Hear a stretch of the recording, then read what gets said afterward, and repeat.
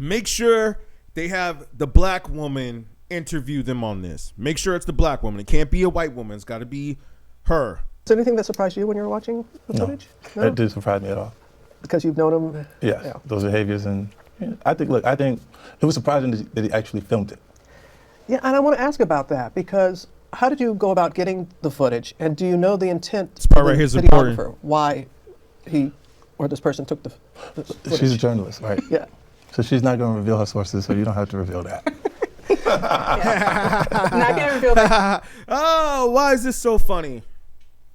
Why is this so funny? Hey, don't forget, again, make the black woman interview them. Show your reaction. Show your reaction. Pan camera 2. But Curtis. But Curtis, why? What made you want to do this documentary? It's so great for us to laugh at the downfall of another black man. Pan camera 2, show black woman laughing.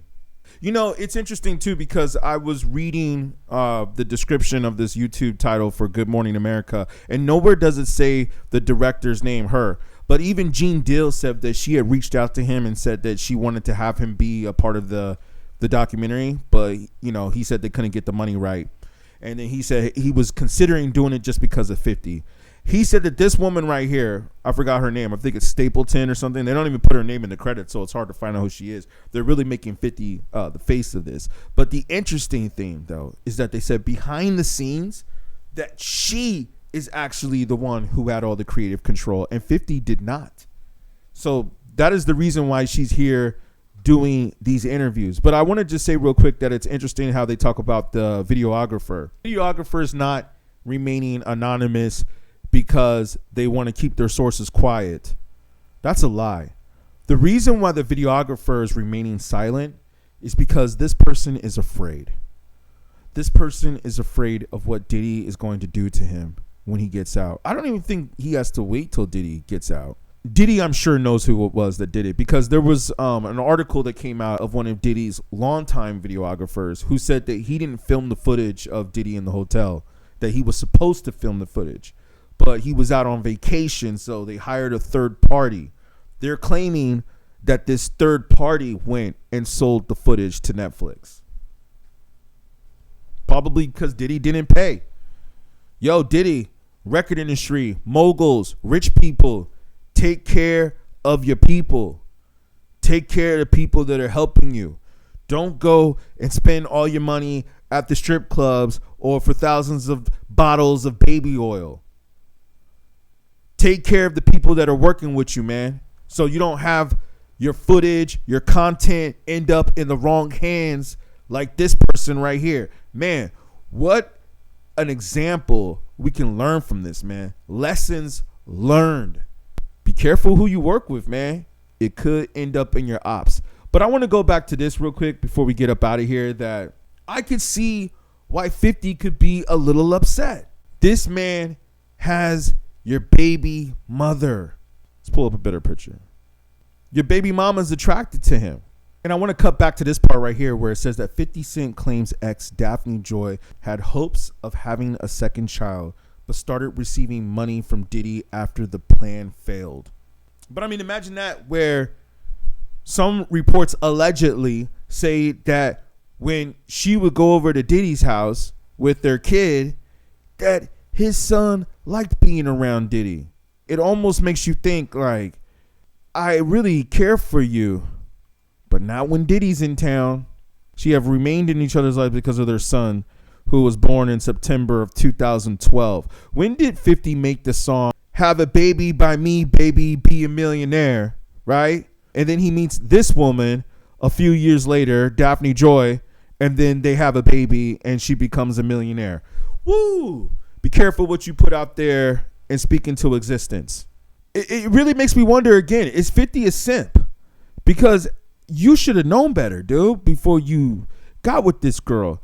And then it says, okay, so over the years, Narvaez, or Narvez, if that's how you pronounce her name, Narvez, that's her real last name, and Jackson have had their ups and downs. In March Jackson filed for sole custody of the child and was named a sex worker. Or after she was named a sex worker, 50 tried to get full custody of the child in a lawsuit against Sean Diddy Combs. Look, man, this man was in a lawsuit trying to get custody from his baby mother because he found out that she was a sex worker for Diddy.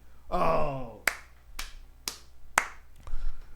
Does this not explain possibly why he did this documentary? Look at this. And then she accused 50 of sexual and physical essay. And he sued her for defamation. He dropped the lawsuit in the midst. So this is where Ja Rule's coming in. Okay, so now this is getting a little interesting. So then that explains right here where Ja Rule is chiming in, where he's basically saying that Curtis called out Diddy for being an abuser. Now I'm calling out 50 for being one. What's the problem? Because everybody, is talking trash on Ja Rule. Hey, yo, if you haven't done it yet, I suggest you go to Ja Rule's Twitter account because, man, it is lit. Look at her, man. Why would you trust a woman who looks like this? She just looks too made up.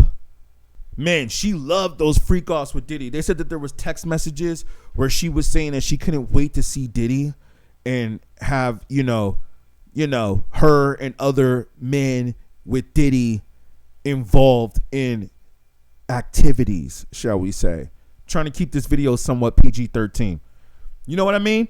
And imagine those court documents coming out in text messages, and then this is also your baby mother saying this about your ops. Look, man, you got to be careful with the women that you date, because you got to say to yourself, look, if you're going to go and, have an affair or talk to other men or do whatever it is that you want to do out there, if you want to be for the streets, whatever, go ahead. But just do me a favor. Don't do it with the ops. Like, how much of a red flag could that be, man? That you go and not only do you go participate in freak offs, but you do it with the man's enemy? But hey, man, like he said, have a baby by me, baby, be a millionaire. Have a baby by me, baby, be a millionaire. Yo, man, I think I know why 50 did this documentary. This is the real reason why. Man, how passive aggressive is this? This is straight passive aggressive. People say 48 laws of power. This is not 48 laws of power, man. This is passive aggressive, indirect attacks. I got to say, yeah, man, we got to beware of men like this. Look at this, man. She's only dating successful black men, very successful black men at that, I may add. Hand all up on the ass. So she was named in the lawsuit against Diddy Combs. Navarez, her real name, we'll just say Joy, was named in the trafficking lawsuit filed by Lil Rod. In the lawsuit, Jones claimed that Navarez was a sex worker who Combs paid. Combs bragged about having several women on a monthly stipend. Jones alleged in the lawsuit, Jones is Lil Rod, by the way. Jones alleged in the lawsuit he named several women, including Daphne Joy, who allegedly were paid a monthly fee to work for Combs and received payment via wire from his R&B label, Love Records. Shortly after the lawsuit became public, Narvez, or Joy, denied the allegations and posted on her Instagram that she is deeply hurt by the lies of Lil Rod. Wow, the fact that she put 50 on blast on social media, damn, she was really talking trash. She said, how would you feel basically if their son was in the same situation as Diddy? Sounds like she was kind of taking his back. So I can tell you right now, especially the fact that he filed a lawsuit against her, his baby mother, who was also affiliated with Diddy. He's probably like, hey, look at this. You trick, SEX worker. I went ahead and did this documentary to talk about your boyfriend. Now look at him. Yeah, now look at him. Look, man, I think there's an ulterior motive here. I think that 50 really did this documentary to not just get back at Diddy, but I think he did it more so for his baby mother. I can kind of see this, especially the fact that he filed a lawsuit to get full custody of their child after the allegations came out. Man, let's not even talk about how people were saying in the comment section that he posted up that picture of Jay-Z, the one making fun of Jay. And he was like, oh, yo. People were like, yo, is the Jay-Z documentary next? and he just started liking those comments. But let's not also forget the release date of when this docuseries came out, and it was during Jay-Z's birthday. You think that's a coincidence? Nah, can't be a coincidence. These guys look at the timing and the planning of what they're doing here. So, yeah, tell me what y'all think. I think that, you know, it was no real new information, especially from the people that were there. The people that were there even said that the documentary didn't have any new information except for the footage that the videographer had filmed. Other than that, there was nothing new. Nothing new, man. I think that the ulterior motive of this is really that 50 was really trying to get back at his baby mama and just use Diddy as the decoy. He's really going after her. And it makes me wonder, could 50 be possibly a simp beta male?